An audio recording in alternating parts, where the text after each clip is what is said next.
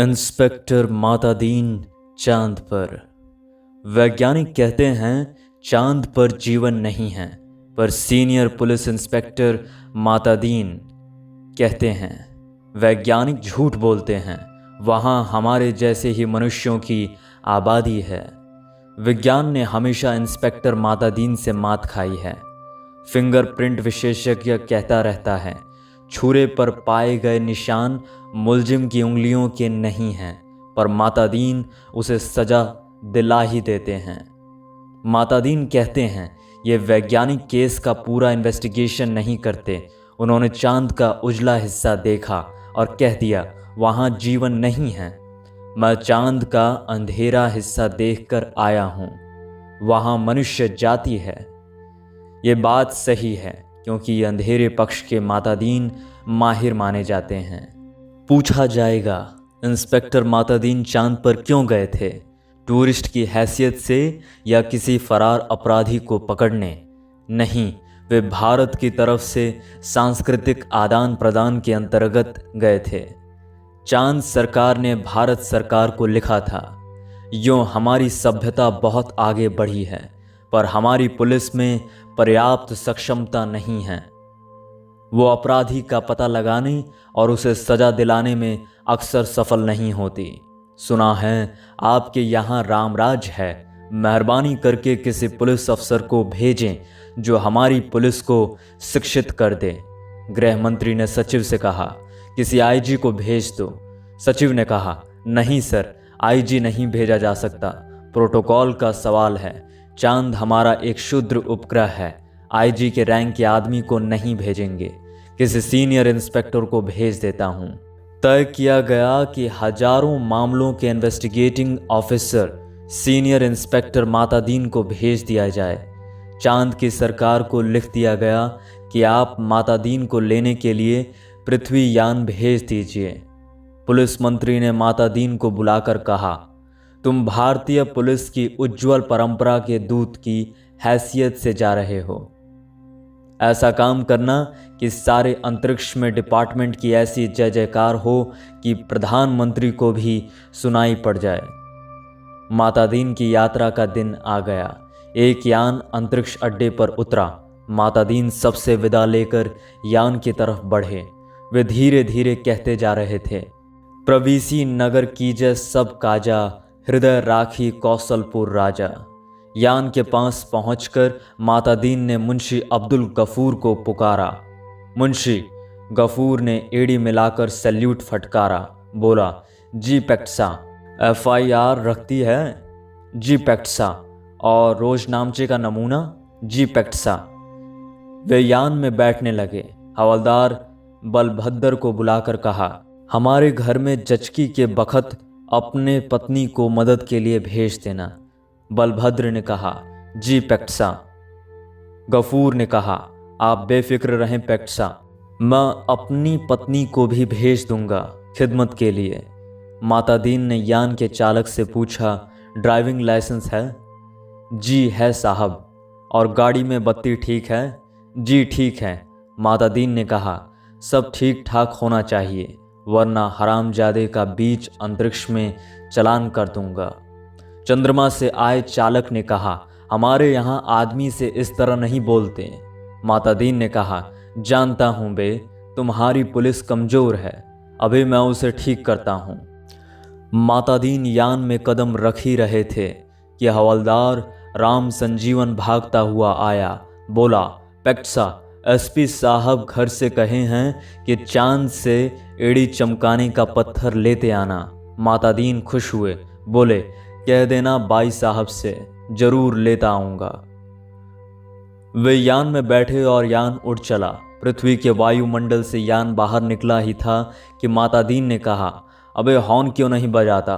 चालक ने जवाब दिया आसपास लाखों मील में कुछ नहीं है। मातादीन ने डांटा मगर रूल इज रूल, हॉर्न बजाता चल। चालक अंतरिक्ष में हॉर्न बजाता हुआ यान को चांद पर उतार लाया।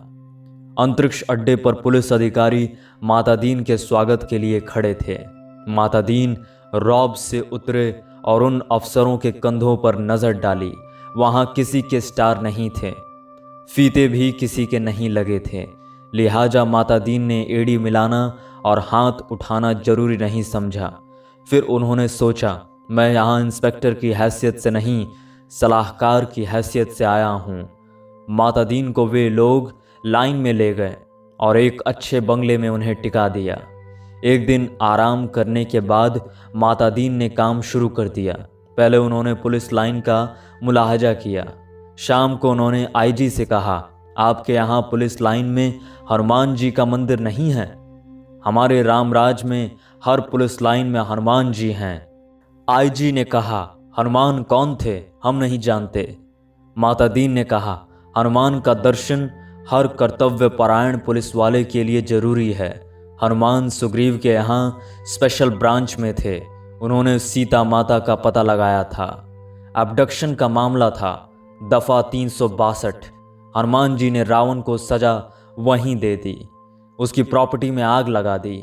पुलिस को ये अधिकार होना चाहिए कि अपराधी को पकड़ा और वहीं सजा दे दी, अदालत में जाने का झंझट नहीं। मगर ये सिस्टम अभी हमारे रामराज में भी चालू नहीं हुआ। हनुमान जी के काम से भगवान रामचंद्र बहुत खुश हुए। वे उन्हें अयोध्या ले आए और टॉन ड्यूटी में तैनात कर दिया।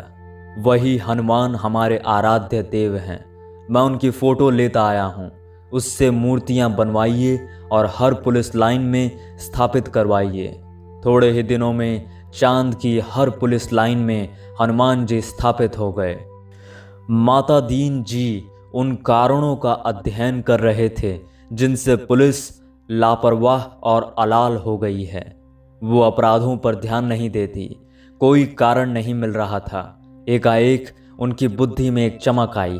उन्होंने मुंशी से कहा, जरा तनख्वाह का रजिस्टर बताओ। तनख्वाह का रजिस्टर देखा तो सब समझ गए। कारण पकड़ में आ गया।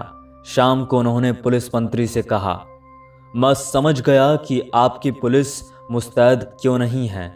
आप इतनी बड़ी तनख्वाहें देते हैं, इसलिए सिपाही को 500, हवलदार को 700, थानेदार को 1000। ये क्या मजाक है? आखिर पुलिस अपराधी को क्यों पकड़े? हमारे यहाँ सिपाही को 100 और इंस्पेक्टर को 200 देते हैं, तो वे 24 घंटे जुर्म की तलाश करते हैं। आप तनख्वाहें फौरन घटाइए। पुलिस मंत्री ने कहा, मगर ये तो अन्याय होगा। अच्छा वेतन नहीं मिलेगा तो वे काम ही क्यों करेंगे? माता दीन ने कहा, इसमें कोई अन्याय नहीं है। आप देखेंगे कि पहली घटी हुई तनख्वाह मिलते ही आपकी पुलिस की मनोवृत्ति में क्रांतिकारी परिवर्तन हो जाएगा। पुलिस मंत्री ने तनख्वाहें घटा दी और 2-3 महीनों में सचमुच बहुत फर्क आ गया। पुलिस एकदम मुस्तैद हो गई, सोते से एकदम जाग गई, चारों तरफ नजर रखने लगी। अपराधियों की दुनिया में घबराहट छा गई। पुलिस मंत्री ने तमाम थानों के रिकॉर्ड बुलाकर देखे। पहले से कई गुने अधिक केस रजिस्टर हुए थे। उन्होंने माता दीन से कहा, मैं आपकी सूझ की तारीफ करता हूँ, आपने क्रांति कर दी। पर यह हुआ किस तरह? माता दीन ने समझाया, बात बहुत मामूली है। कम तनख्वाह दोगे तो मुलाजिम की गुजर नहीं होगी। 100 रुपये में सिपाही बच्चों को नहीं पाल सकता। 200 में इंस्पेक्टर ठाट बाट मेंटेन नहीं कर सकता है। उसे ऊपरी आमदनी करनी ही पड़ेगी, और ऊपरी आमदनी तभी होगी जब वो अपराधी को पकड़ेगा, गरज कि वो अपराधों पर नजर रखेगा। सचेत, कर्तव्य परायण और मुस्तैद हो जाएगा।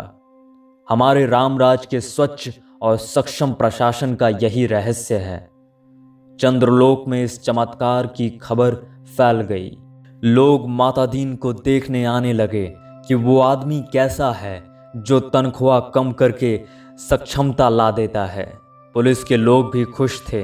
वे कहते, गुरु आप इधर न पधारते तो हम सभी कोरी तनख्वाह से ही गुजर करते रहते। सरकार भी खुश थी कि मुनाफे का बजट बनने वाला था। आधी समस्या हल हो गई। पुलिस अपराधी पकड़ने लगी थी। अब मामले की जांच विधि में सुधार करना रह गया था। अपराधी को पकड़ने के बाद उसे सजा कैसे दिलाई जाए, माता दीन इंतज़ार कर रहे थे कोई बड़ा केस हो जाए तो नमूने के तौर पर उसका इन्वेस्टिगेशन कर बताएं। एक दिन आपसी मारपीट में एक आदमी मारा गया। माता दीन कोतवाली में आकर बैठ गए और बोले, नमूने के लिए इस केस का इन्वेस्टिगेशन मैं करता हूँ, आप लोग सीखिए। ये कत्ल का केस है। कत्ल के केस में एविडेंस बहुत पक्की होनी चाहिए। कोतवाल ने कहा, पहले कातिल का पता लगाया जाएगा, तभी तो एविडेंस इकट्ठा की जाएगी। माता दीन ने कहा, नहीं, उल्टे मत चलो, पहले एविडेंस देखो। क्या कहीं खून मिला, किसी के कपड़ों पर या और कहीं? एक इंस्पेक्टर ने कहा, हाँ, मारने वाले तो भाग गए थे। मृतक सड़क पर बेहोश पड़ा था। एक भला आदमी वहां रहता है, उसने उठाकर अस्पताल भेजा। उस भले आदमी के कपड़ों पर खून के दाग लग गए हैं। माता दीन ने कहा, उसे फौरन गिरफ्तार करो। कोतवाल ने कहा, मगर उसने तो मरते हुए आदमी की मदद की थी। माता दीन ने कहा, वो सब ठीक है, पर तुम खून के दाग ढूंढने और कहाँ जाओगे? जो एविडेंस मिल रहा है उसे तो कब्जे में करो। वो भला आदमी पकड़कर बुलवा लिया गया। उसने कहा, मैंने तो मरते आदमी को अस्पताल भिजवाया था, मेरा क्या कसूर है? चांद की पुलिस उसके बाद से एकदम प्रभावित हुई। माता दीन प्रभावित नहीं हुए। सारा पुलिस महकमा उत्सुक था कि अब माता दीन क्या तर्क निकालते हैं। माता दीन ने उससे कहा, पर तुम झगड़े की जगह गए क्यों? उसने जवाब दिया, मैं झगड़े की जगह नहीं गया, मेरा वहाँ मकान है। झगड़ा मेरे मकान के सामने हुआ।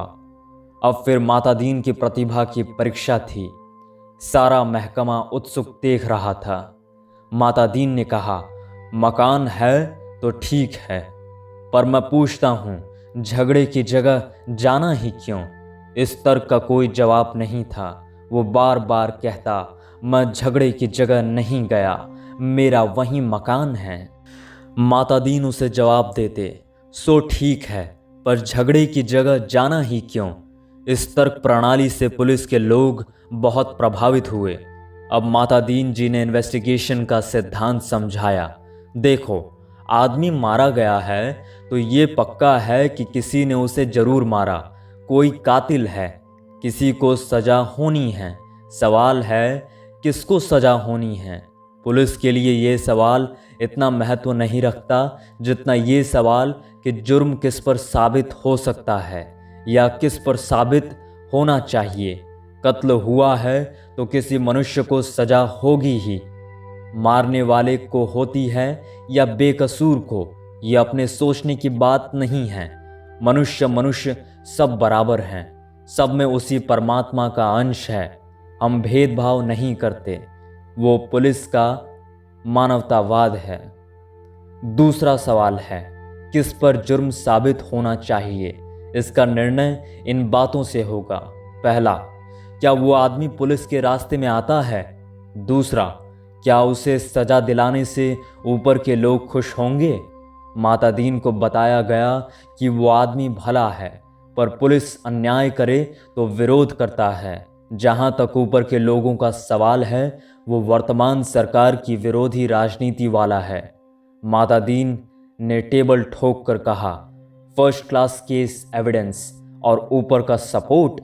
एक इंस्पेक्टर ने कहा, पर हमारे गले ये बात नहीं उतरती कि एक निरपराध भले आदमी को सजा दिलाई जाए। माता दीन ने समझाया, देखो, मैं समझा चुका हूं कि सब में उसी ईश्वर का अंश है। सजा इसे हो या कातिल को, फांसी पर तो ईश्वर ही चढ़ेगा ना। फिर तुम्हें कपड़ों पर खून मिल रहा है, इसे छोड़कर तुम कहां खून ढूंढते फिरोगे? तुम तो भरो FIR। माता दीन जी ने FIR भरवा दी। बखत जरूरत के लिए जगह खाली छुड़वा दी। दूसरे दिन पुलिस कोतवाल ने कहा, गुरुदेव, हमारी तो बड़ी आफत है।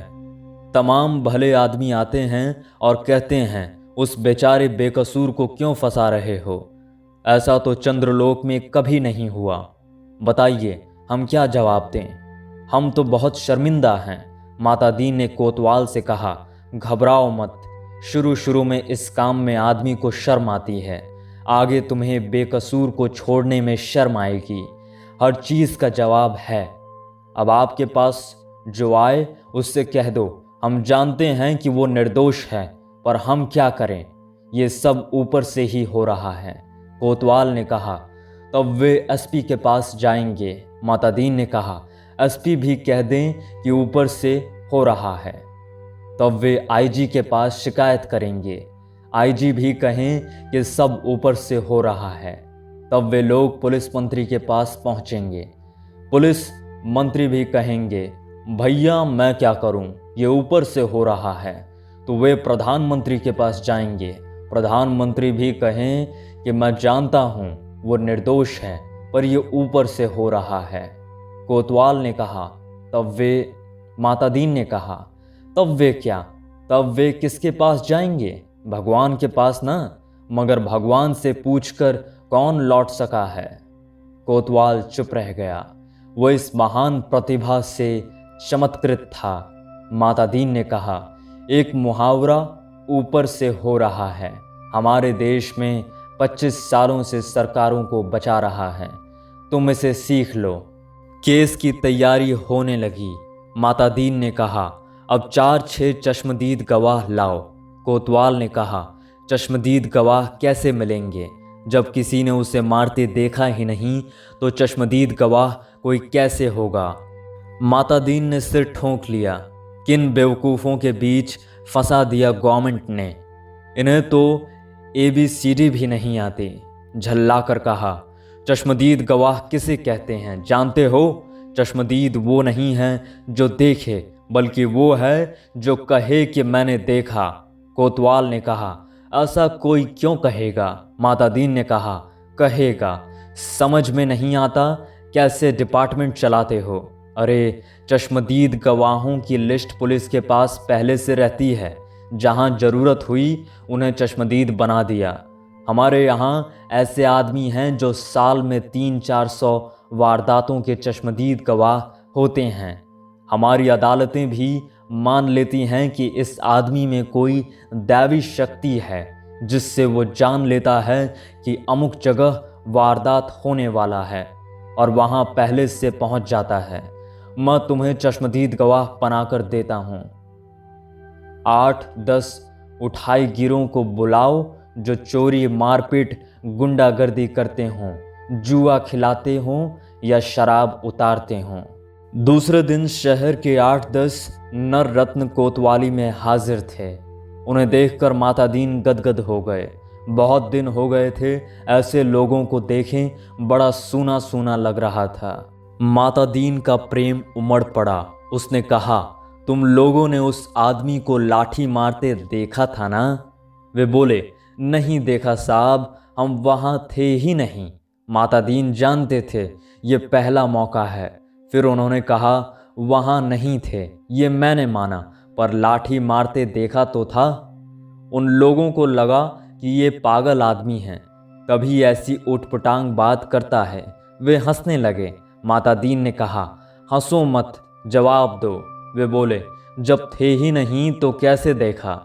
माता दीन ने गुर्राकर देखा। कहा, कैसे देखा? तो बताता हूँ। तुम लोग जो काम करते हो सब इधर दर्ज है। हर एक को कम से कम 10 साल जेल में डाला जा सकता है। तुम ये काम आगे भी करना चाहते हो या जेल जाना चाहते हो? वे घबरा कर बोले, साहब हम जेल नहीं जाना चाहते।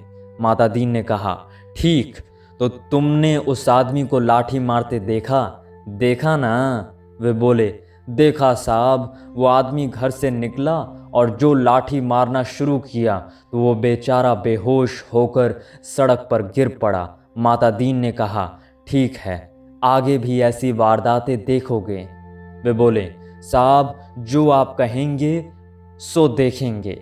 कोतवाल इस चमत्कार से थोड़ी देर तो बेहोश हो गया।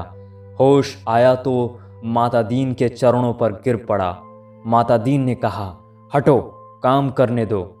कोतवाल पांवों से लिपट गया। कहने लगा, मैं जीवन भर इन श्री चरणों में पड़ा रहना चाहता हूँ। माता दीन ने आगे की सारी कार्य प्रणाली तय कर दी। FIR बदलना, बीच में पन्ने डालना, रोज नामचा बदलना, गवाहों को तोड़ना, सब सिखा दिया। उस आदमी को 20 साल की सजा हो गई। चांद की पुलिस शिक्षित हो चुकी थी। धड़ाधड़ केस बनने लगे और सजा होने लगी।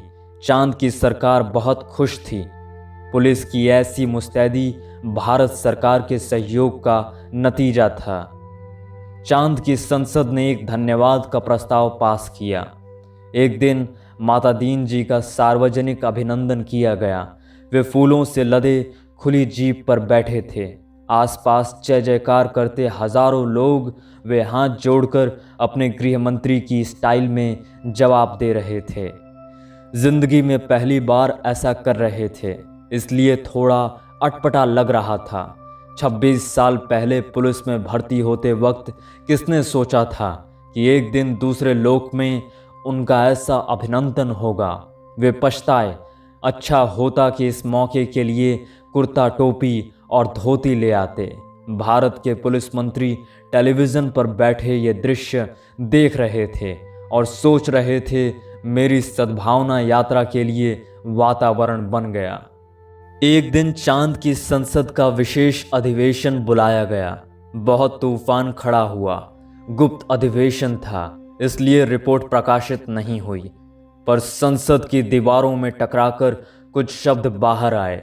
सदस्य गुस्से से चिल्ला रहे थे, कोई बीमार बाप का इलाज नहीं करता, डूबते बच्चों को कोई नहीं बचाता, जलते मकान की आग कोई नहीं बुझाता, आदमी जानवर से बदतर हो गया, सरकार फौरन इस्तीफा दे। दूसरे दिन चांद के प्रधानमंत्री ने माता दीन जी को बुलाया। माता दीन ने देखा, वे एकदम बूढ़े हो गए थे। लगा ये कई रातें सोए नहीं हैं। रुआंसे होकर प्रधानमंत्री ने कहा, माता दीन जी, हम आपके और भारत सरकार के बहुत आभारी हैं। अब आप कल देश वापस लौट जाइए। माता दीन ने कहा, मैं तो टर्म खत्म करके ही जाऊंगा। प्रधानमंत्री ने कहा, आप बाकी टर्म का वेतन ले जाइए, डबल ले जाइए, ट्रिपल ले जाइए। माता दीन ने कहा, हमारा सिद्धांत है, हमें पैसा नहीं काम प्यारा है। आखिर चांद के प्रधानमंत्री ने भारत के प्रधानमंत्री को एक गुप्त पत्र लिखा। चौथे दिन माता दीन जी को वापस लौटने के लिए अपने IG का ऑर्डर मिल गया। उन्होंने SP साहब के घर के लिए एड़ी चमकाने का पत्थर यान में रखा और चांद से विदा हो गए। उन्हें जाते देख पुलिस वाले रो पड़े। बहुत अरसे तक ये रहस्य बना रहा कि आखिर चांद में ऐसा क्या हो गया कि माता दीन जी को इस तरह एकदम लौटना पड़ा। चांद के प्रधानमंत्री ने भारत के प्रधानमंत्री को क्या लिखा था? एक दिन वो पत्र खुल ही गया। उसमें लिखा था, इंस्पेक्टर माता दीन की सेवाएं हमें प्रदान करने के लिए अनेक धन्यवाद, पर अब आप उन्हें फौरन बुला लें। हम भारत को मित्र देश समझते थे, पर आपने हमारे साथ शत्रुवत व्यवहार किया है। हम भोले लोगों से विश्वासघात किया है। आपके माता दीन जी ने हमारी पुलिस को जैसा कर दिया है, उसके नतीजे ये हुए हैं।